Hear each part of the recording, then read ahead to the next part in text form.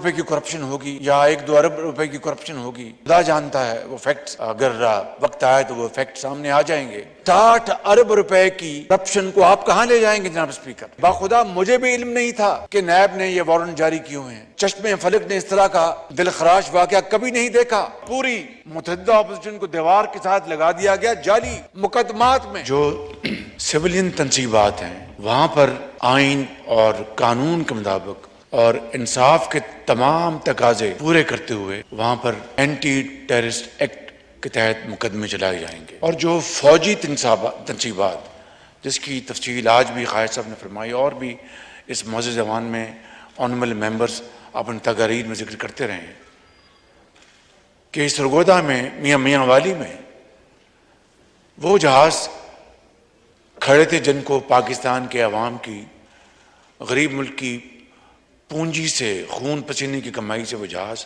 ख़रीदे गए ताकि कभी खुदा न खास्ता दुश्मन का हमला होता है तो उसको वो शाहीन की तरह झपट पड़े, उनको शिकस्त फाश दे जिस तरह 2019 में हुआ। और वहाँ पर वो जत्था आग लगाने पहुँच गया। अब बताएं कि ये सरीहन मुल्क दुश्मन नहीं तो और क्या है। लिहाजा ये तमाम मुकदमात ये जो आइन ने कानूनी इख्तियार दिए हैं वो आर्मी एक्ट के तहत चलेंगे, कोई नया कानून बनने नहीं जा रहा। जनाब स्पीकर, मैं आज अर्ज़ करना चाहता हूँ कि इमरान नियाज़ी ने ये ट्वीट दी है और मैं आपके सामने पेश करके इसका जवाब देना चाहता हूँ। वो कहते हैं कि द आर्टिकल क्लेम्स, ये इमरान नियाज़ी की ट्वीट है, the article claims that I had made general Asim resign as DGISI because he had shown me my wife Bushra Begum's corruption cases. This is completely false. Neither did General Asim show me any proofs of my wife's corruption, nor did I make him resign because of that, quote unquote. जनाब speaker, मैं इस हवाले से आपकी खिदमत में और आपके तवज्जुह से इस मुअज़्ज़ज़ ऐवान की खिदमत में अर्ज़ करना चाहता हूँ कि ये एक और इमरान नियाज़ी ने सफ़ेद झूठ बोला है। ये मैं बात आज इस मुअज़्ज़ज़ ऐवान में पूरी ज़िम्मेदारी के साथ बिला खौफ तरदीद ये कह सकता हूँ कि मौजूदा सिपहसालार जनरल सैयद आसिम मुनीर ने जब वो DGISI थे तो उन्होंने इमरान नियाज़ी जो उस वक्त वज़ीर आज़म थे झुरलू इलेक्शन की बुनियाद पर उनको कहा कि आपकी एहलिया मुहतरमा करप्शन में मुलव्वस हैं। और ये उन्होंने ये बात हक़ाइक़ की बुनियाद पर उनको बताई तो उनको ज़ाहिर है कि इसका बड़ा उनको गुस्सा चढ़ा। उन्होंने इसको बिल्कुल पसंद नहीं किया। And the rest is history. मैं आज आपको ये गुजारिश करना चाहता हूँ कि इमरान नियाज़ी ने एक मरतबा फिर कौम के सामने सफ़ेद झूठ बोला है, धोखा दिया है। यही वजह थी कि DGISI जनरल आसिम मुनीर की ट्रांसफ़र की कि उन्होंने उस वक़्त के वज़ीर आज़म को कन्फ्रंट किया कि आपके अहल खाना करप्शन में मुलव्वस हैं। जनाब स्पीकर, ये बात मैंने इसलिए की कि मेरे ये ज़ाती इल्म में है और ये बात मैं बिला खौफ तरदीद कर रहा हूँ।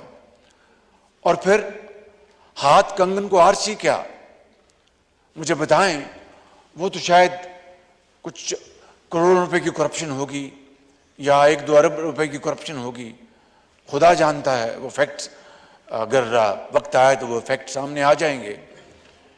लेकिन जो बात मैं यहाँ पर करना चाहता हूँ कि 60 अरब रुपए की करप्शन को आप कहाँ ले जाएंगे जनाब स्पीकर? سعودی ولی عہد کی وہ ایک نادر تحفہ مکہ مکرمہ کی وہاں پر ماڈل تھا اس گھڑی میں کروڑوں روپے کے، اس کو بازار میں بیچ دیا اور جعلی رسید پیش کر دی، بیچا اس کو دبئی میں اور کہا کہ یہاں پر اسلام آباد میں پتہ نہیں کون سی پچھواڑے میں دکان ہے، اس کی جعلی رسید دے دی۔ اس سے بڑا اور جناب اسپیکر سنگین مذاق اس قوم کے ساتھ کیا ہو سکتا ہے؟ ہمارے برادر ممالک کے جو سربراہان ہیں ان کے ساتھ اور کیا سنگین مذاق ہو سکتا ہے؟ اور 60 ارب روپے کی کرپشن کے نتیجے میں جب آپ نے نہیں، میں نے نہیں، اس گورنمنٹ نے نہیں، نیب نے نوٹس وارنٹ جاری کیا، اور میں بات یہاں پر بڑی ذمہ داری سے اس معزز ایوان کے سامنے کرنا چاہتا ہوں، پھر بلا خوف تردید کہ باخدا مجھے بھی علم نہیں تھا کہ نیب نے یہ وارنٹ جاری کیے ہوئے ہیں۔ وہ کورٹ میں ان کی گرفتاری ہوئی، یہ ایک علیحدہ موضوع ہے کہ کہاں گرفتاری ہوئی، کس جگہ ہونی چاہیے تھی، لیکن اس کے نتیجے میں جو اس ملک کے اندر 9 مئی کو جو تباہی ہوئی، وہ چشمے فلک نے اس طرح کا دلخراش واقعہ کبھی نہیں دیکھا۔ جناب اسپیکر، 60 ارب کو معمولی بات ہے؟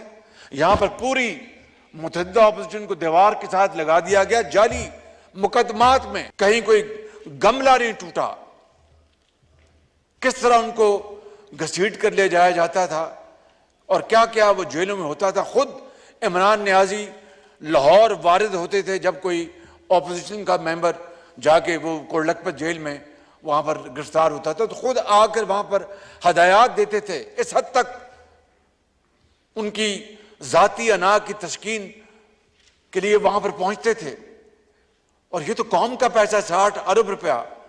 جناب اسپیکر، یہ قومی خزانے میں نہیں آیا، یہ پیسہ سپریم کورٹ کے کسی اکاؤنٹ میں گیا ہے، اور یہ بات یہاں پر اس کی باز گشت ہوئی کہ یہ پیسہ سندھ حکومت کا ہے، جس کا بھی ہے یہ قومی خزانے میں آنا چاہیے تھا، اور سریحن کرپشن ہے۔ کیبنٹ نے اس کو لفافے کو بنا دیکھے اس کے اوپر فیصلہ لیا گیا اپنا بزور بازو کہ جناب آپ فیصلہ دیں، زور بازو کہا کہ نہیں آپ فیصلہ دیں، یہ بڑا ضروری ہے، آپ بند لفافہ رہنے دیں۔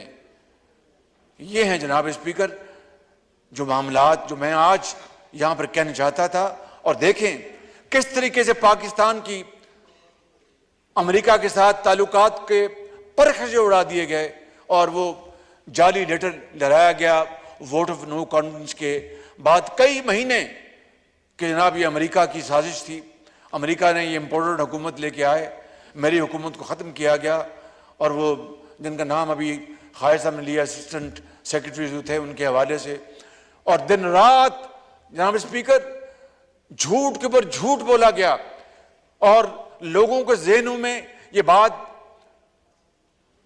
ان کے داخل کر دی گئی کہ اسی طرح ہوا ہے کہ یہ سازش ہوئی امریکہ کی پاکستان میں میری حکومت کو ختم کرنے کے لیے۔ اور آج جس طرح ڈیفنس منسٹر صاحب نے کہا کہ اب ان کو فون کیے جا رہے ہیں کہ جناب میری مدد کرو، اسی اطہار کے لونڈے سے دوا لیتے ہو۔ جناب اسپیکر، یہ اندازہ کرے کس طرح پاکستان کی خارجہ پالیسی نہیں، ہمارے تعلقات کو برباد کر دیا گیا۔ اور یہ میں بات آپ کو پھر یہ کہتا ہوں کہ چین کے ساتھ کس طرح چین آج پاکستان کے ساتھ ایک ہمالیہ کی طرح کھڑا ہے، اور ہندوستان نے جو سازش کی ہے G20 کی میٹنگ وہاں پر بلانے کی، چین نے وہاں پر جانے سے صاف انکار کر دیا۔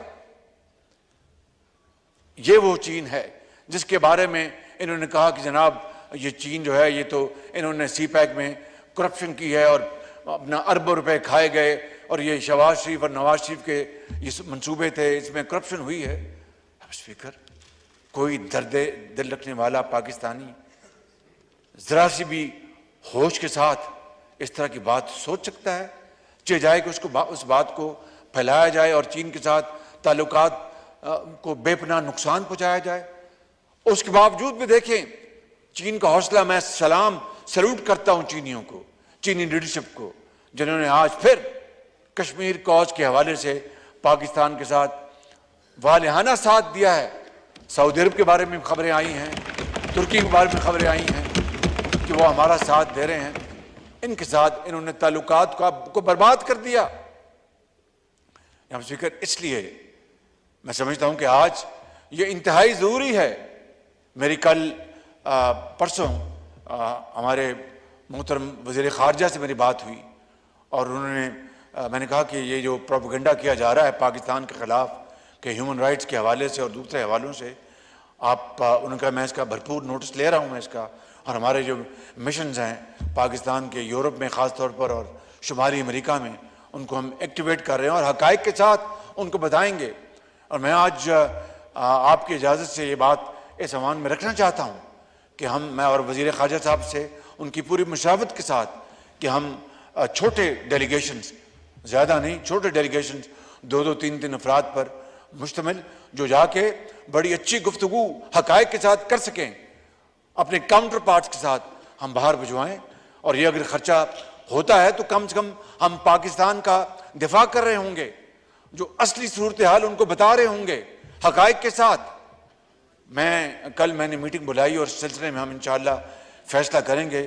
جناب اسپیکر, یہ بہت ظلم اور زیادتی ہوئی ہے پاکستان کے ساتھ.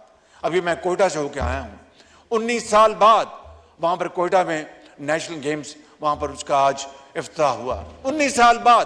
یہ کوئی معمولی بات ہے کہ کس طریقے سے جناب اسپیکر ان سپوتوں نے, قوم کے سپوتوں نے, جن کے بارے میں وہ مرحومہ نے کہا تھا کہ پتر ہٹاتے نہیں لب دے, انہوں نے اپنی جانیں ہتھیلی پر رکھ کر اپنی قوم کے ماؤں اور بچوں اور بزرگوں اور جوانوں کو بچایا اور اس دہشت گردی کا قلع کم کیا. اور ان کے بارے میں انہوں نے جو کچھ کیا 9 مئی کو, اس کے بعد میں سمجھتا ہوں کہ یہ قوم کبھی اس دلخراش واقعے کو کبھی نہیں بھولے گی.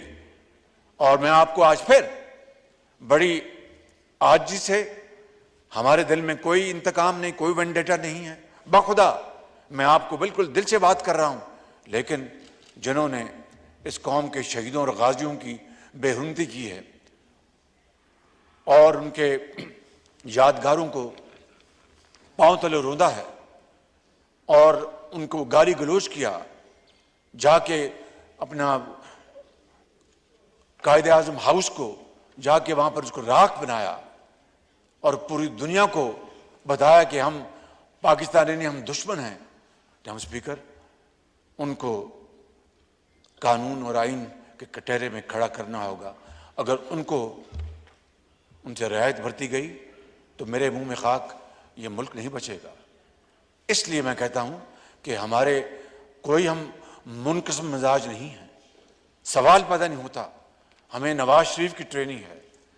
دیکھیے کہ ہم نے کیا کیا, ہم نے بڑی بڑی مصیبتوں کو ہم نے تحمل سے برداشت کیا. پیپلز پارٹی نے کتنے بڑے دلخراش واقعات کو صبر و تحمل سے برداشت کیا, مگر یہ واقعہ ایسا ہے جو میرے اور آپ کی یہ کنٹرول سے باہر ہے. یہ قوم کی امانت ہے.